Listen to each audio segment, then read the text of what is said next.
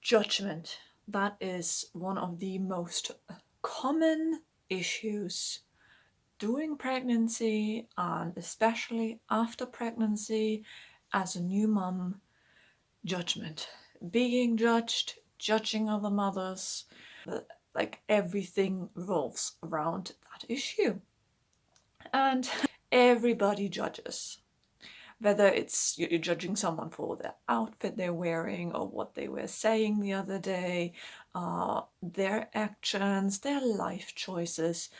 You judge people. I mean, if you don't judge people, if honestly, if you're one of those people who don't judge anyone, good. You're really one in a million. But it's normal. It's normal to judge people. It's almost like in our nature, and we can't help it. Um, it becomes very personal though if during pregnancy you start getting judged of like what you're eating, what you're drinking, for instance. Obviously, I really during pregnancy try to make sure I didn't drink too much caffeine and things like that. But I had the occasional can of Pepsi, I admit, because I'm addicted to Pepsi. And so I have like the occasional can, but honestly, other than that, I didn't have coffee. I was mainly drinking water.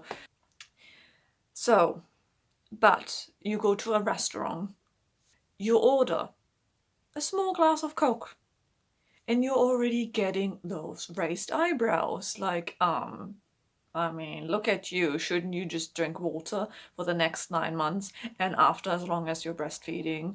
Or look at what you're eating. Are you eating a pizza? Well, that's not good enough.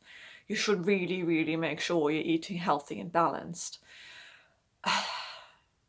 Again, during pregnancy, I was really trying to eat vegetables, fruit, like balanced, healthy.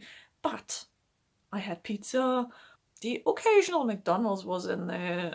Not every day, like once in a while. I can probably count on one hand. But again, I'm justifying myself right now. I shouldn't be. But you constantly feel scrutinized by everyone around you. You do. So obviously the last 9 months during pregnancy, you're kind of used to that. But then the tough works begins, because then you give birth and you're a mum, and especially if you're a first time mum and you have never had any experience with children, with looking after children, with really even holding a baby, and from the second your baby is put in your arms, you are expected to know what you're doing. You're a mum now. You know what you do. I mean, yeah, obviously nature kind of tries to make us know what we are doing during pregnant when we're mums. And you look at your baby, and the first moment you're probably completely overwhelmed, usually by positive emotions, but also kind of like, oh my god, this is happening, this is real. Um, and then it basically just starts. I mean, yeah, sure, the midwives, the nurses, the doctor, they do kind of support you in the first couple of hours.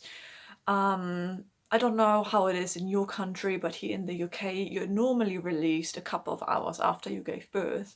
So usually within the same day. So literally, you give birth, you rest a couple of hours, everything is fine, you can go home. Literally, you normally get released on the same day. And then everyone just assumes you know what to do. And if you don't know what to do, it's literally like someone just throws you in the water and you just have to swim, even if you haven't practiced it before. So, of course, you make mistakes in the beginning, lots of mistakes, because it is a learning curve, and every single day you learn more. I'm looking back, my daughter's 5 months old now, and I'm like, I would have done so many things differently in the first weeks. So, and that was my firstborn, and I already feel like that. But you have so much pressure. You come home and you're like, oh my god, how am I doing this? But you just do. You just go ahead, and it's like it's our instinct to function. You function as a mother. You have to, because it's your job. At least that's what everyone is telling you. And basically, you sink or you swim. And in most cases of mothers, you swim, or at least you're trying to swim very hard through every single month. And the swimming might get easier, and suddenly you're like, okay, I'm getting a hang of this. But for you, all of this is new, right? So you've got this little human being to worry about. If you're lucky, you have a partner or family, friend, someone who lives with you or lives close by and supports you. Like I said, I've been very, very lucky that I had my husband around the entire time, especially through the first weeks of colic. Wouldn't have made it without him. I mean, I would have had to, but I'm glad I didn't have to go through this alone. But there is so much going on, and then on top of that comes the judgment. It comes from family members, it comes from people who don't even know you, it comes from your friends who don't even have children, or friends who do. Um, it's one thing if judgment comes from people that have had children and that kind of think I know everything better because I've been through it. But when it's coming from people who haven't even had children, who haven't been through the same thing, similar experiences, it's so easy to judge. I mean, it is so easy. Like every little movement that you as a mum do, every little thing that you say gets judged. Especially hurtful when it comes from people that you care about or that normally care about you. Yes, they mean well, but it's just not really necessary in that moment where you have so much going on and all you need is support. I don't mean like if you're really doing something bad, let's say, I mean, you're smoking or you continue to drink while you're breastfeeding and then family members urge you to stop. That's okay, that's not judgment, that's like for the health of your baby and your own health for that matter. So it would be kind of a mistake to enable that. It's there is concern and there is people trying to help you, and then there's judgment, and that's two very different things. And it's so easy to sit on your throne and looking down on mothers and be like, why can't you do that? And I mean, my friend had a baby and she doesn't have the same problems. Oh, that is horrible. That is horrible, especially to compare mothers and their babies because every baby is different. So my brother has two children and his daughter now is exactly the same age as my daughter.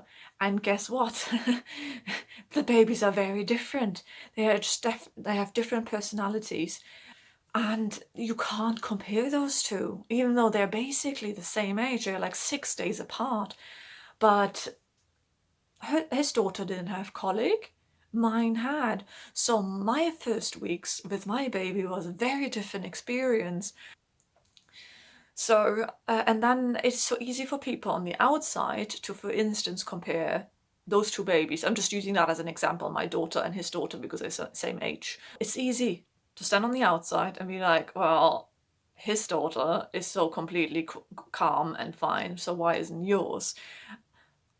That, she didn't even have colic, so their experiences are so different. So then, of course, it's easier to judge me as a mother because it looks like I'm the mother who has nothing under control. My baby cries all the time. My baby fusses. It was we were very sure actually that my daughter had a very underdeveloped digestive system in the first week, so she always had a very sore tummy after feeding, so that caused a discomfort. She cried a lot. Like I said, her crying got a lot better, but those were my first weeks. They were tough. Whereas my niece, my brother's daughter, didn't have these issues. So generally, she was a calmer baby, a happier baby, a more content baby. So from the outside, people can just think, I'm a crappy mother. I am, because my baby cries, my baby is uncomfortable, my baby doesn't seem to be happy, when it is sometimes issues that you have absolutely no control over. And I'm sure there's a lot of people out there who's had exactly issues like that, where your friend had a baby at the same time or similar, a friend, family member, someone and your baby gets compared to their baby. And if your baby had issues with whatever, you immediately look like you don't know what you're doing. You're not as good of a mom as your friend, for instance. Um, you just need so much more extra help and stuff. When, like I said, colic and things like that, it's something that is out of your control. It is. But it is so easy to judge from the outside world. Then on top of that, so you feel that pressure, then on top of that you go online, you see the accounts of people who have 5 children and you're struggling with one, and they have 5, and it just seems so great, their lives seem perfect.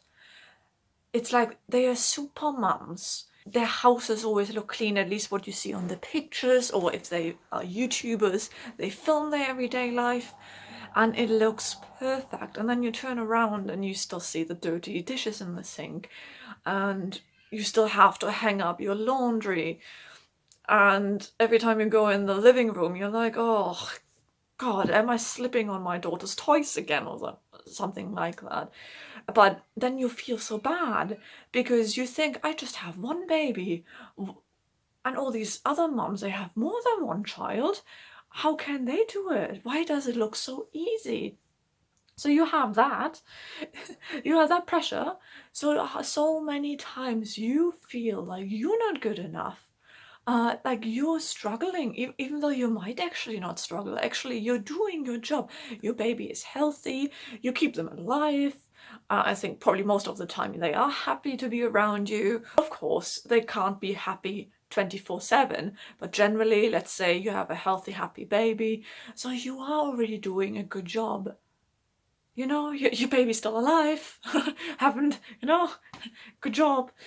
But every single day you are putting your best effort in, and yet because it's expected of you, nobody will come around and say you're doing a good job. Barely anyone does that. Barely anyone says, good job, how are you actually doing, how are you holding up? Just, encouraging words. You don't get to hear that. Not really, because it's expected. And if you do anything less than the expected, you are often deemed an imperfect mother, a struggling mother, just not mother material. How is that fair? Then, I mean, my husband and I, we talked about that, and I think a lot of couples can agree that as a dad, if you step up a little, and my husband does a lot, like he changes a lot of nappies, and he takes her for a walk, and he says, you know what, I'll look after her, and you have a bath or something like that. So he's really, when he has the time, when he's not working, really tries to step in and help. But for everyone then, that looks like he is super dad. Oh my God, you're so lucky to have a husband like that.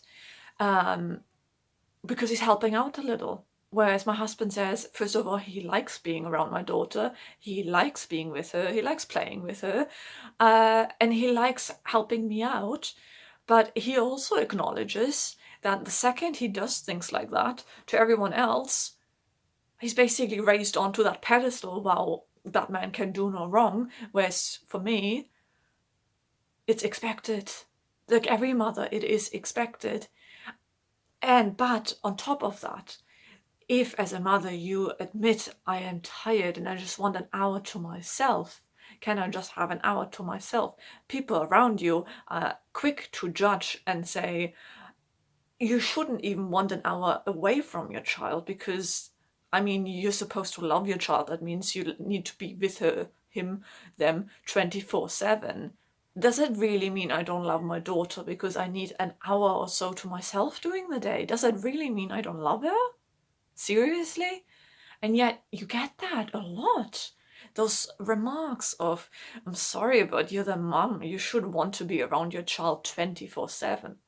I love my child. Okay, I love her and I love being around her. But any mother can probably confirm that they do enjoy an hour to themselves. And that's not being selfish. Or even if it is, I think you as a mother, you need sometimes time to yourself, kind of like to recharge your batteries, because your batteries run empty. They do run empty eventually. You are exhausted. So having like an hour to yourself once in a while, does that make you a bad mother? No, it doesn't. It does not. It does not. But to people out there who, especially those who haven't had children yet, who don't know how it feels like to never ever have free time again, uh, they look at you and think, again, she should be with that baby all the time. And her husband shouldn't look after the baby. That's the mother's job. That's not the husband's job. The mom needs to look after the baby. It's like, hello, we're in 2021. And I think what is really, really, what at least for me is very difficult is if I have to really, really tiptoe around sometimes as soon as there's more people around us. I know in the current situation there isn't much meeting up with people, but as soon as there's another couple of people coming into the picture, I have to watch what I say, I have to watch how I act with my daughter, around my daughter. I'm so mindful because everyone is looking at me and how do I interact with my baby. So you have to be so careful what you say, what you do. When I'm around people, I actually, like my husband comes up, it's like, should I take her for a moment? I feel uncomfortable in that moment letting him take her because I feel so pressured that if I let my husband take her, everyone else thinks I'm just, shipping her off to my husband and I'm just, chilling and not taking care of her. That's ridiculous. You shouldn't feel like that. If your partner, if you're a family member, whoever, jumps in and wants to help out, let them. Other people shouldn't judge that. And yet, I just feel like I can't do that. If as soon as there's other people around us, I can't be myself. Because if I am myself, and if I let my husband look after my daughter for half an hour, the other people will automatically think, wow, she's letting her husband do it all. He's pulling all the weight. What is she doing? So, really, this judgment, this pressure, it is unnecessary, and it is so unfair to us mothers who are so new to all of this and who have to really, really learn all of these things. And it is a learning curve, and every day is a challenge. And we are putting pressure on ourselves already every day. We don't need the extra pressure from outsiders, especially from loved ones. It's like you're going mad. Every day you think, I failed, I'm a failure. And then you don't need people who kind of confirm that and make you feel worse. So, like I said, I've said that in a video before. If you go online and there's certain accounts, certain websites that actually make you feel inadequate, don't follow them. But obviously I understand with relationships, with family members, with friends, you can't just get rid of them because they make you feel inadequate. You can't do that. But just do not ever feel bad because people who haven't been through it, or who have been through it but it's been a while, or they just don't understand your experience because yours is different to theirs, and you are a good mother, and let nobody else tell you otherwise.